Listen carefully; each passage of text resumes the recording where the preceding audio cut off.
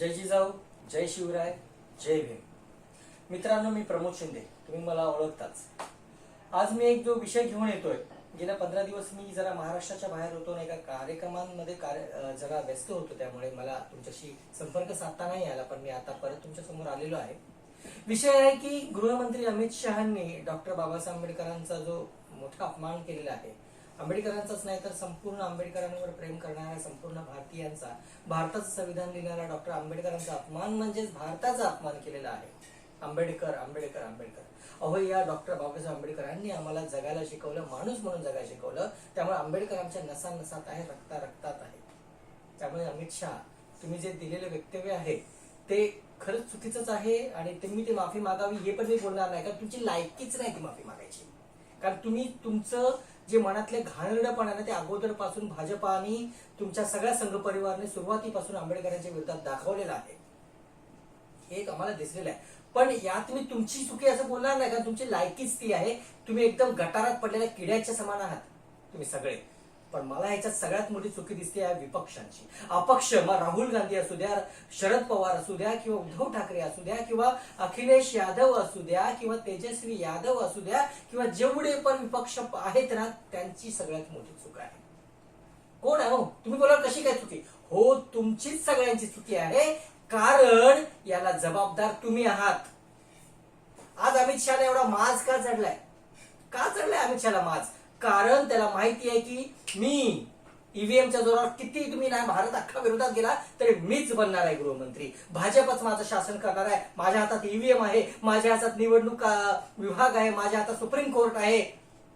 अमित शहाला माज आहे तो तुमच्यामुळे. तुम्हीची लायकी नाही हो अपक्षांनो. तुमच्या हातात एवढे सगळे पक्ष असताना, तुमच्या हातात अख्खा भारत असताना, भारतातली लोकसंख्या तुमच्या हातात असताना तुम्ही ईव्हीएमच्या विरोधात एकत्र येऊ शकत नाही?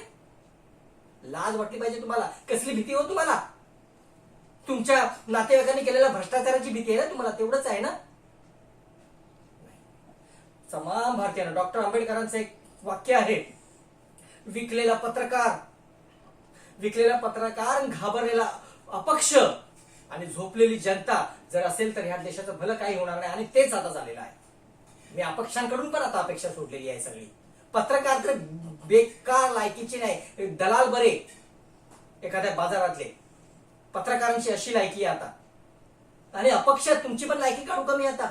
या ना एकत्र ईव्हीएमच्या विरोधात. आता मी फक्त बोलणार आहे माझ्या भाऊ बहिणीची जनता, झोपलेली जनता, तुम्ही जागे व्हा. कारण ह्या दोघांकडून काही होणार नाही. तुम्ही जागे व्हा. खरंच सांगतोय, हे जर सगळं चित्र बदलायचं असेल तर तुम्हाला फक्त आणि फक्त बाकी सगळे विषय सोडा हो. फक्त ईव्हीएमच्या विरोधात एकत्र या. ईव्हीएमच्या विरोधात सतत कार्यक्रम करा, सतत बोला, प्रत्येक कार्यक्रमात प्रत्येक ठिकाणी बोला. आता तरी विश्वास बसला असेल ना तुमचा? अहो, तुम्ही टाकलेली मतं आणि मोजलेली मतं वेगवेगळी आहेत. आणि आता केंद्र शासनाने लगेच संसदेत एक निवडणूक आयोगाने कायदाच काढून टाकला की आता तुम्हाला ती पण मतं मोजता येणार नाही. ह्याच्यावरून तर तुम्ही जागे व्हा हो. प्लीज भावांनो बहिणींनो, याच्या पुढे जेवढी पण आंदोलन करायची आहेत ती फक्त ह्याच्यावर करा.